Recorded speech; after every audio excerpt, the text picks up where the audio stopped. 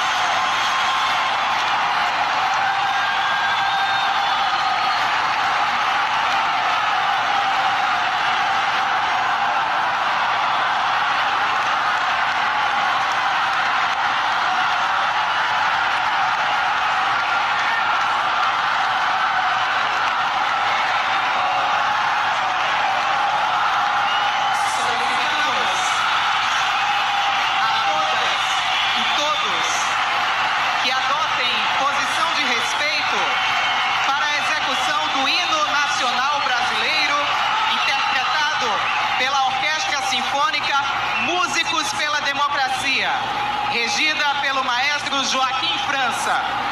Convidamos as senhoras e os senhores a acompanhar a orquestra cantando o hino nacional brasileiro.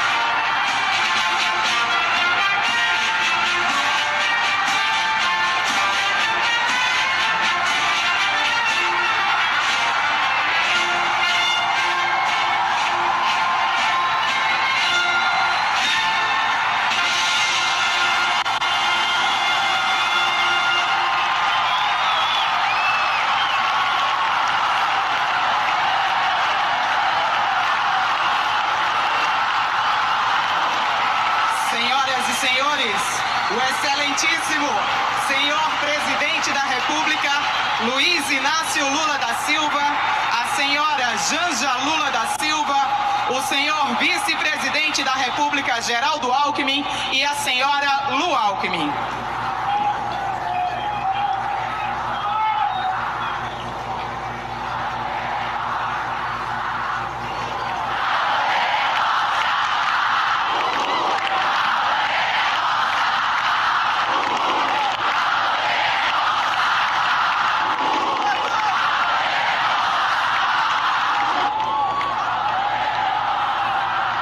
O presidente Luiz Inácio Lula da Silva acompanhado da senhora Janja Lula da Silva, do vice-presidente Geraldo Alckmin e da senhora Lu Alckmin, dirige-se ao parlatório.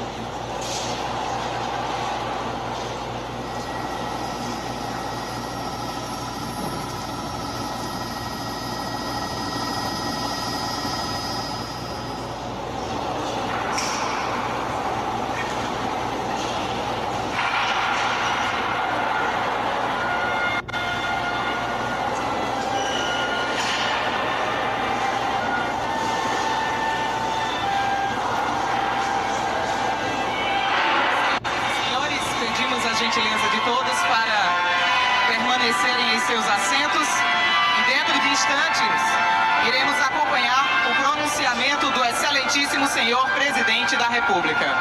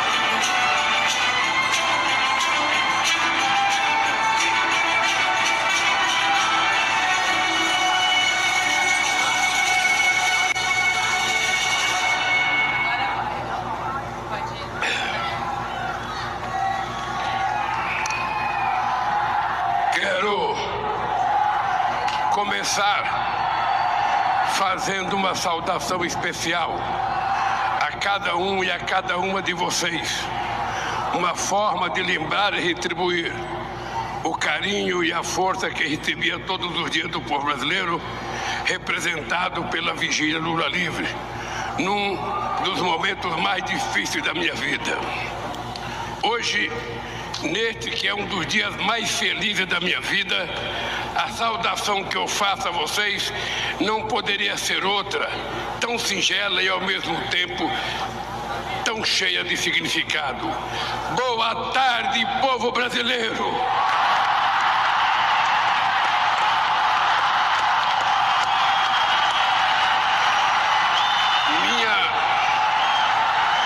Minha gratidão a vocês que enfrentaram a violência política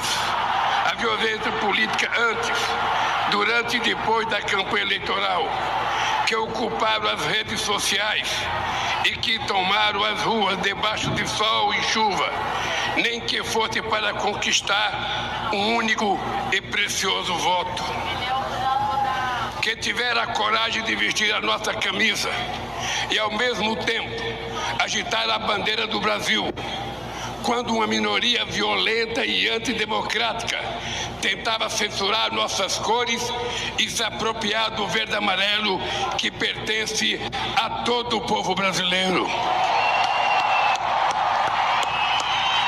A vocês que vieram de todos os cantos deste país, de perto ou de muito longe, de avião, de ônibus, de carro ou na boleia de um caminhão, de moto, bicicleta e até mesmo a pé, numa verdadeira caravana da esperança para esta festa da democracia. Mas quero me dirigir também aos que optaram por outros candidatos. Vou governar para 215 milhões de brasileiros e brasileiras e não apenas para quem votou em mim. Vou governar para todos e todas, olhando para o nosso luminoso futuro em comum e não pelo retrovisor de um passado de divisão e intolerância. A ninguém interessa um país em permanente pé de guerra ou uma família vivendo em desarmonia. É hora de reatarmos os laços com amigos e familiares, rompidos pelo discurso de ódio e pela disseminação de tantas mentiras. Chega de ódio, fake news, armas e bombas. Nosso povo quer paz para trabalhar, estudar, cuidar da família e ser feliz. A disputa eleitoral acabou. Repito o que disse no meu pronunciamento após a vitória de 30 de outubro sobre a necessidade de unir o país. Não existem dois Brasis. Somos um único país, um único povo, uma grande nação. Somos todos brasileiros e brasileiras e compartilhamos uma mesma virtude. Nós não desistimos nunca. Ainda que nos arranquem todas as flores, uma por uma, pétala por pétala, nós sabemos que é sempre tempo de replantio e que a primavera há de chegar, e a primavera já chegou. Hoje, a alegria toma posse do Brasil, de braços dados com a esperança. Minhas queridas amigas e meus amigos, recentemente reli o discurso da minha primeira posse na Previdência em 2003. E o que li tornou ainda mais evidente o quanto o Brasil andou para trás.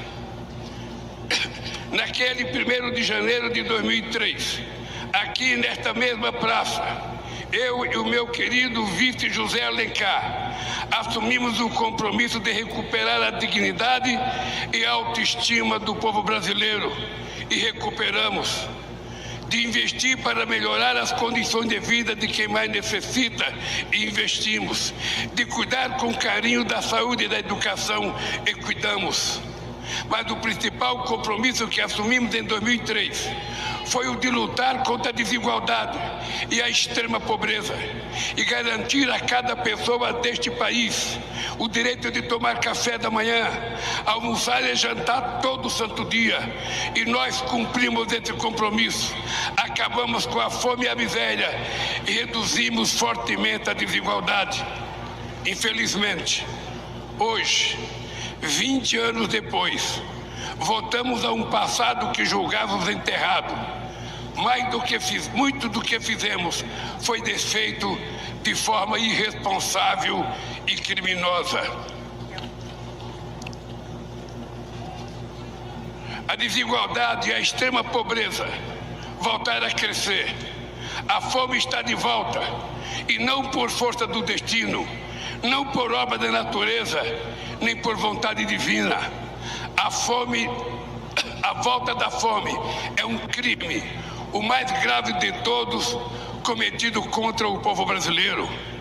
A fome é filha da desigualdade, que é a mãe dos grandes males que atrasam o desenvolvimento do Brasil. A desigualdade apequena este nosso país de dimensões continentais ao dividi-lo em partes que não se reconhece. De um lado, uma pequena parcela da população que tudo tem. Do outro lado, uma multidão a quem tudo falta e uma classe média que vem empobrecendo ano a ano pelas injustiças do governo. Juntos somos fortes. Divididos seremos sempre o país do futuro que nunca chega e que vive em dívida permanente com o seu povo. Se queremos construir hoje o nosso futuro, se queremos viver num país plenamente desenvolvido para todos e todas, não pode haver lugar para tanta desigualdade. O Brasil é grande, mas a real grandeza de um país reside na felicidade de seu povo. E ninguém é feliz de fato em meio a tanta desigualdade. Minhas amigas e meus amigos, quando digo governar, eu quero dizer cuidar. Mais do que governar, vou cuidar com muito carinho deste país e do povo brasileiro. Nesses últimos anos, o Brasil voltou a ser um país mais desigual, um dos países mais desiguais do mundo. Há muito tempo não víamos tamanho abandono e desalento nas ruas. Mães garimpando lixo em busca de alimento para os seus filhos. Famílias inteiras dormindo ao relento, enfrentando o frio, a chuva e o medo. Crianças vendendo bala ou pedindo esmola, quando deveriam estar na escola, vivendo plenamente a infância que tem direito. Trabalhadores e trabalhadoras desempregados, exibindo nos semáforos cartazes de papelão com a frase que nos envergonha a todos: por favor, me ajuda.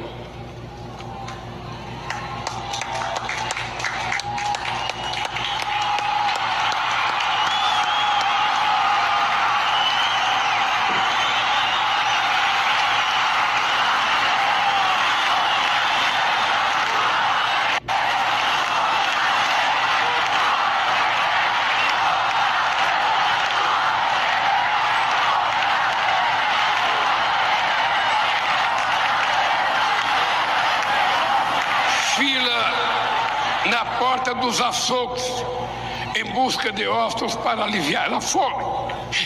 E, ao mesmo tempo, filas de espera para a compra de automóveis importados e jatinhos particulares. Tamanho abismo social é um obstáculo à construção de uma sociedade verdadeiramente justa e democrática e de uma economia próspera e moderna. Por isso, eu e o meu companheiro vice-geraldo Alckmin assumimos hoje, diante de vocês e de todo o povo brasileiro, o compromisso de combater dia e noite todas as formas de desigualdade no nosso país. Desigualdade de renda, desigualdade de gênero e de raça, desigualdade no mercado de trabalho, na representação política, nas carreiras do Estado, desigualdade no acesso à saúde, à educação e demais serviços públicos, desigualdade entre a criança que frequenta a melhor escola particular e a criança que engraxa sapato na rodoviária sem escola e sem futuro, entre a criança feliz com o brinquedo que acabou de ganhar de presente e a criança que chora de fome na noite de Natal. Desigualdade entre quem joga comida fora e quem só se alimenta das sobras. É inadmissível que os 5% mais ricos deste país detenham a mesma fatia de renda que os demais 95% de pessoas, que 6 bilionários brasileiros têm uma riqueza equivalente ao patrimônio dos 100 milhões mais pobres do país, que um trabalhador ou uma trabalhadora que ganha um salário mínimo mensal leve 19 anos para receber o equivalente a que um super rico recebe em um único mês. E não adianta subir o vidro do automóvel de luxo para não ver nossos irmãos que se amontoam debaixo dos viadutos, carentes de tudo. A realidade salta aos olhos em cada esquina. Minhas amigas e meus amigos, é inaceitável que continuemos a conviver com o preconceito, a discriminação e o racismo. Somos um povo de muitas cores e todas devem ter os mesmos direitos e oportunidades. Ninguém será cidadão ou cidadã de segunda classe. Ninguém terá mais ou menos amparo do Estado. Ninguém será obrigado a enfrentar mais ou menos obstáculos apenas pela cor da sua pele. Por isso, estamos recriando o Ministério da Igualdade Racial para enterrar a trágica herança do nosso passado escravista. Os povos indígenas precisam ter suas terras demarcadas e livres das ameaças das atividades econômicas ilegais e predatórias. Precisam ter sua cultura preservada, sua dignidade respeitada e sua sustentabilidade garantida. Eles não são obstáculo ao desenvolvimento, são guardiões de nossos rios e florestas e parte fundamental da nossa grandeza enquanto nação. Por isso, estamos criando o Ministério dos Povos Indígenas para combater 500 anos de desigualdade. Não podemos continuar a conviver com a odiosa pressão imposta às mulheres, submetidas diariamente à violência nas ruas e dentro de suas próprias casas. É inadmissível que continue a receber salários inferiores aos dos homens, quando no exercício de uma mesma função, elas precisam conquistar cada vez mais espaço nas instâncias decisórias deste país, na política, na economia, em todas as áreas estratégicas. As mulheres devem ser o que elas quiserem ser, devem estar onde quiserem estar. Por isso, estamos trazendo de volta o Ministério das Mulheres.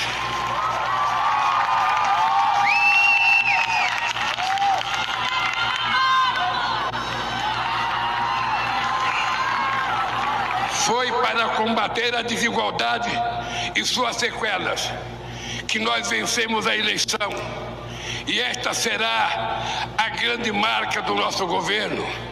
Dessa luta fundamental surgirá um país transformado, um país grande e próspero, forte e justo, um país de todos, por todos e para todos, um país generoso e solidário, que não deixará ninguém para trás. Minhas queridas companheiras e meus queridos companheiros, reassumo o compromisso de cuidar de todos os brasileiros e brasileiras, sobretudo daqueles que mais necessitam, de acabar outra vez com a fome neste país, de tirar o pobre da fila do osso para colocá-lo novamente no orçamento da União. Temos um imenso legado ainda vivido na memória de cada brasileiro e cada brasileira, beneficiário ou não das políticas públicas que fizeram uma revolução neste país. Mas não nos interessa viver do passado. Por isso, longe de qualquer saudosismo, nosso legado será sempre o espelho do futuro que vamos construir para este país. Em nossos governos, o Brasil conciliou o crescimento econômico recorde com a maior inclusão social da história e se tornou a 6ª maior economia do mundo, ao mesmo tempo em que 36 milhões de brasileiros e brasileiras saíram da extrema pobreza. Geramos mais de 20 milhões de empregos com carteira assinada e todos os direitos assegurados. Reajustamos o salário mínimo sempre acima da inflação. Batemos recorde de investimento em educação, da creche à universidade, para fazer do Brasil um exportador também de inteligência e conhecimento, e não apenas um exportador de commodities e matéria-prima.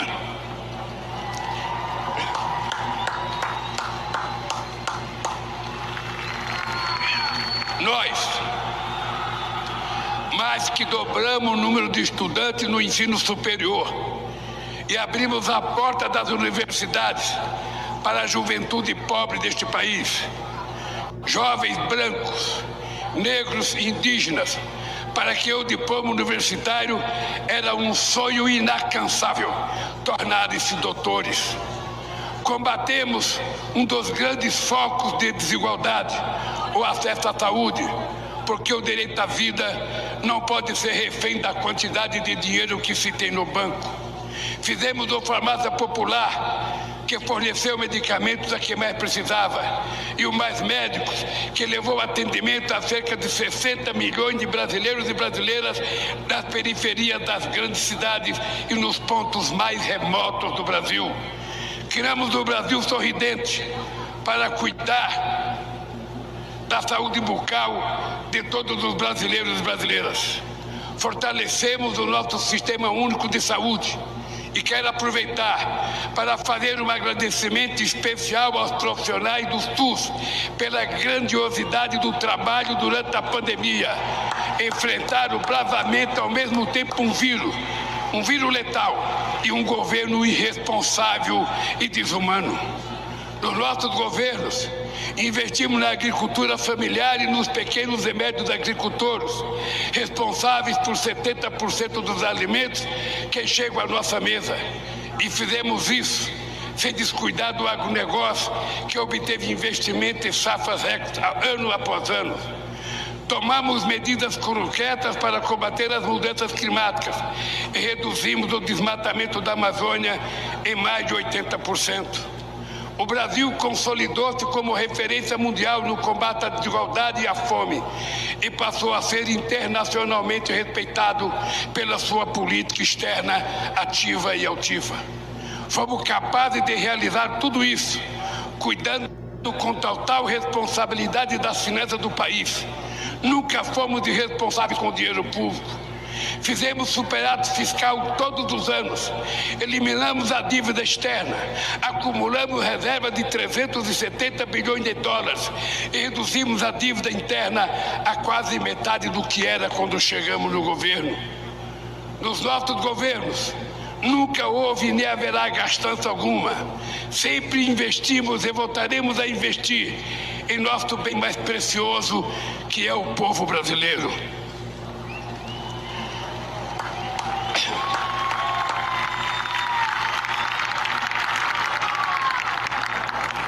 Infelizmente, muito do que construímos em 13 anos foi destruído em menos da metade desse tempo. Primeiro, pelo golpe contra a presidenta Dilma em 2016. E, na sequência, pelos 4 anos de um governo de destruição nacional, cujo legado a história jamais perdoará. 700 mil brasileiros e brasileiras mortos pelo Covid-19, 125 milhões sofrendo algum grau de insegurança alimentar, de moderada a muito grave, e 33 milhões passando fome. Esses são apenas alguns números, que na verdade não são apenas números, estatísticas e indicadores. São pessoas, homens, mulheres e crianças, vítimas de um desgoverno, afinal derrotado pelo povo no histórico 30 de outubro de 2022. Os grupos técnicos do Gabinete de Transição, coordenada pelo meu vice Alckmin, que por 2 meses mergulharam nas entranhas do governo anterior, trouxeram a público a real dimensão da tragédia. O que o povo brasileiro sofreu nesses últimos anos foi a lenta e progressiva construção de um verdadeiro genocídio. Quero citar a título de exemplo um pequeno trecho das 100 páginas desse verdadeiro relatório do caos produzido pelo Gabinete da Transição. Diz o relatório: o Brasil bateu recorde de feminicídio. As políticas de igualdade raciais sofreram um severo retrocesso. Produziu-se um desmonte das políticas da juventude e os direitos indígenas nunca foram tão ultrajados na história recente do país. Os livros didáticos que deverão ser usados no ano letivo de 2023 ainda não começaram a ser editados. Falta o remédio na farmácia popular. Não há estoque de vacinas para o enfrentamento das novas variantes da Covid-19. Faltam recursos para a compra de merenda escolar. As universidades corriam o risco de não concluir o ano letivo. Não existe recurso para a defesa civil e a prevenção de acidentes e desastres. E quem está pagando a conta deste apagão é outra vez o povo brasileiro. Meus amigos e minhas amigas, nesses últimos anos,